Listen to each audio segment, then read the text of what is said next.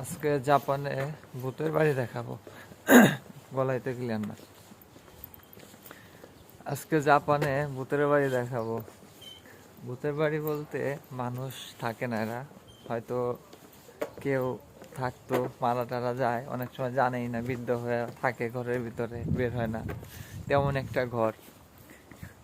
এই দেখেন চারপাশ দিয়ে এটার এটার চারপাশ দিয়ে দেয়ালে কি বলে লতা পাতা হয়ে গেছে, আর এরকম অনেক আছে জায়গায় জায়গায়, মানুষ থাকে না। ভিতরে তো হয়তো সবকিছুই আছে, এই যেভাবে পড়ে ভাঙে ভেঙে রয়েছে, কে নেয় না, করে না, এগুলো কেউ নিবেও না, ধরবেও না।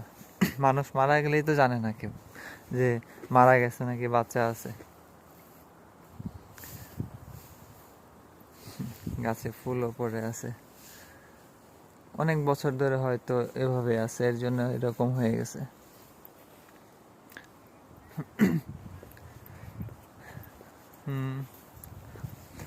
আর আমাদের দেশে হলে লুটপাট হয়ে সবকিছু নিয়ে যাইতো, আর এই জায়গার মানুষ জানেই না যে এটার ভিতরে মানুষ আছে নাকি, থাকতো না, মারা গেছে নাকি।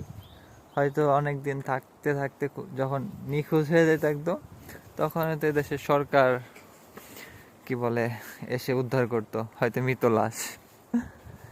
এটা হলো ট্রেন লাইন, ট্রেন লাইনের পাশে এরকম সুন্দর একটা বাড়ি, একটা না, এখানে অনেকগুলোই বাড়ি, মানে এটা আবাসিক এলাকা। তো এখন স্টেশনে যাব,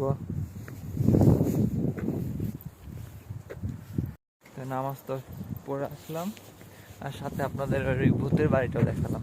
আর একটা আছে, এই দেখেন, এটা দোতলা বাড়ি, এরকম দেখছেন দেয়ালে একদম হয়ে গেছে, আর বাড়িতে ওই যে দেখা যাচ্ছে ভাঙাচোরা হয়ে ভাঙে ভেঙে গেছে, এগুলা পরিত্যক্ত বাড়ি হয়ে গেছে আর কি, পুরো এরিয়াটাই। আর আমরা এরকম মনে করেন আমার মতো যারা গরিব আছে তাদেরকে এরকম একটা করে বাড়ি দিয়ে দিক জাপানে সরকার, আমরা পরিষ্কার টরিষ্কার করে ব্যবহার করি। ভাঙা পড়ে রয়েছে একদম, এরকম অনেক অনেক বাড়ি আছে যেগুলা মানে পরিত্যক্ত, অনেক সুন্দর সুন্দর বাড়ি। দেখ এখানে একটা বিশাল এরিয়া জুড়ে একটা বাড়ি দেখতে পাচ্ছেন, মনে হচ্ছে দেখাই, এটা কিন্তু বিশাল এরিয়া একটা, মানে কয়েকটা, এটা আবাসিক এলাকার মতো, পুরো এলাকাতে মানুষ নাই, পরিত্যক্ত ভাবে আছে।